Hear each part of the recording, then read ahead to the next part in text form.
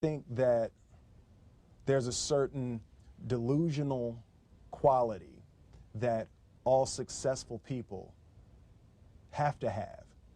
You have to believe that something different than what has happened for the last 50 million years of history. You have to believe that something different can happen. Yeah, it's almost a kind of innocence. Absolutely. In other words, if you knew how difficult it was, right, you would have never gone down that path. Absolutely. You know, if somebody had said to Ali, no one can beat this guy, he's this much stronger, he's this much bigger, he's got that much bigger punch than you do, and he believed that, he would have said, never you got to have an take the innocence first that step. somehow. Absolutely. You know, I think that's a huge part of me, because, and I say to my friends all the time, and we laugh about it, I truly, honestly, as I sit here before you right now, as honestly as I can say it to you, I truly believe that I could be the president if I wanted to. And as bizarre as that may sound to people that have traveled the path before me, and to people who actually know how difficult it is, foolish Will Smith honestly believes it's sitting here. Well, what there is about that is a sense of the innocence about it, as well as a disarming honesty about it, if you say it that way. Now, here's what's interesting about you, is that there are people who have said that about you, too, who've been around you as a creative performer. Absolutely. Barry Sonnenfeld, I think it was, you know, did you work with him, or he Yes. was involved in this somehow, said something like that, that if Will Smith decided he wanted to go into politics, I'd be there to help him by making commercials, whatever I could do within my own talent. Which raises the interesting question, is that something that at some point in your life you might think about, politics? Well, you know, I absolutely feel that there are certain gifts and certain talents that God has blessed me with, that it would be spiritually criminal to only use to make money.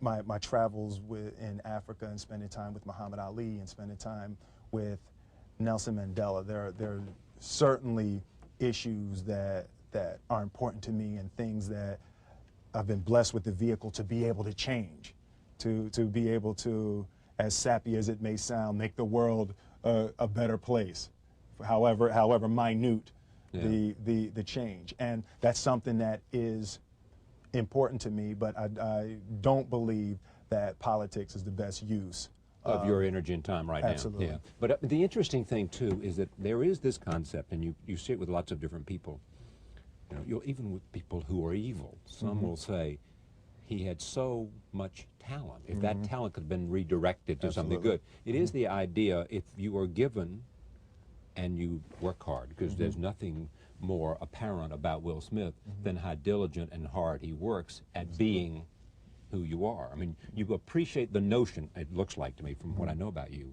of understanding that you have to be prepared in order to maximize the possibilities of gifts, right? Absolutely. And I believe, and I learned very young. From parents? From my parents, absolutely. That you don't try to build a wall. You don't set out to build a wall. You don't say, I'm going to build the biggest, baddest, greatest wall that's ever been built. You don't start there. You say, I'm going to lay this brick as perfectly as a brick can be laid. There will not be one brick on the face of the earth that's going to be laid better than this brick that I'm going to lay in this next 10 minutes. And you do that every single day. And soon you have a wall. And soon you have a wall. And I think psychologically, the advantage that gives me over a lot of people that I have been in competition with in different situations is it's difficult to take the first step when you look how big the task is.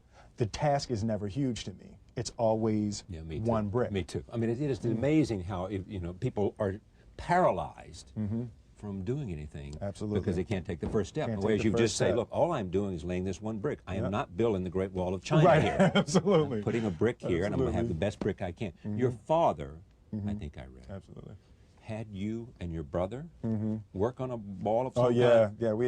We're talking about our figurative wall. That comes from work on a literal wall. Yeah, right. My father owned.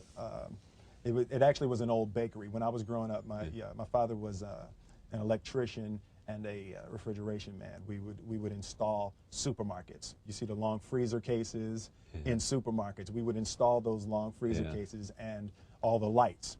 That's what we would do every summer. Yeah. So this one year, my father had his shop, and he decided for whatever reason that he wanted a new wall on the front of his shop. So he tore down probably about 16 feet high and probably about 30 feet long. He just completely tore the wall down, and my brother and I had to dig a 6-foot hole.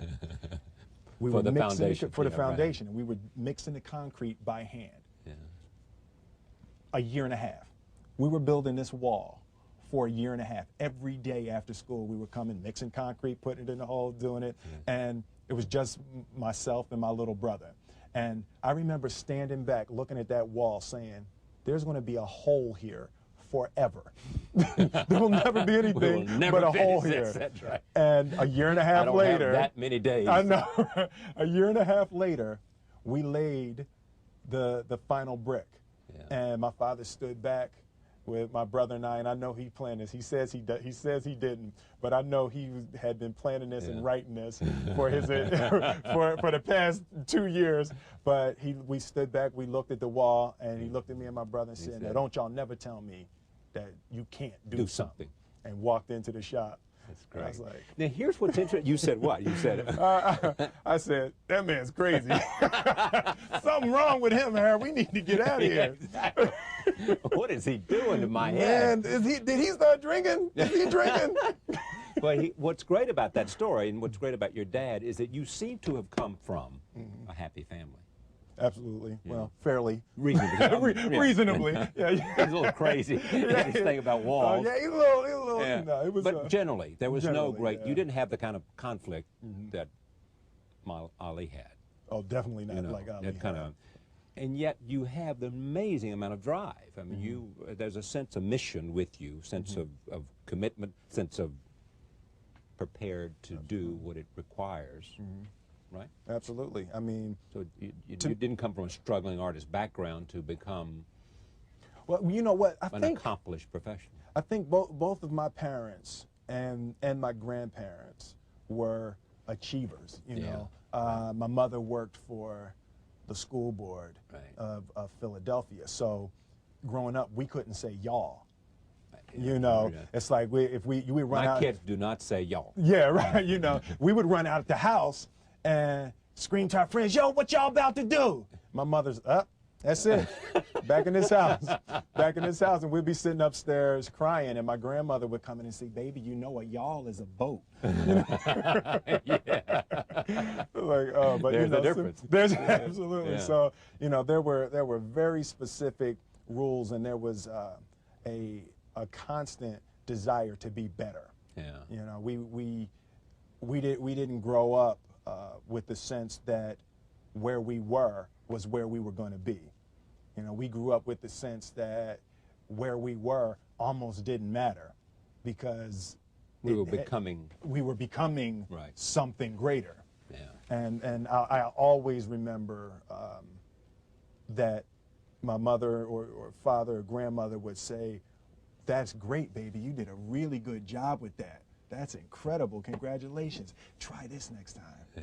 You know, there was always a little bit stretching. More. Absolutely. Yeah. When you started out as a rapper, were you already thinking, if I get to do this really well, I'll have a television show. And if I have a television show, I can be in feature films. And if I'm in feature films, I can be. For me, it was always, my biggest dream coming up was I wanted to hear one of my records on the radio. That was it? That was it. That's what I wanted to do. I wanted to hear one of my records on the radio. And I wanted to see someone hear my record on the radio. And in June 1986, I saw a guy ride past my father's shop, you know, dropping his head, you know. So from that point, I've really been beyond my dreams. And even with the first Grammy nomination, we were we were beyond Yeah. anything. We when we recorded, we didn't say, "Wow, it would be cool to be." We at just the want to hear it Grammys." on the radio. We just want to hear it on the radio, you know. Yeah. And from that point, I've been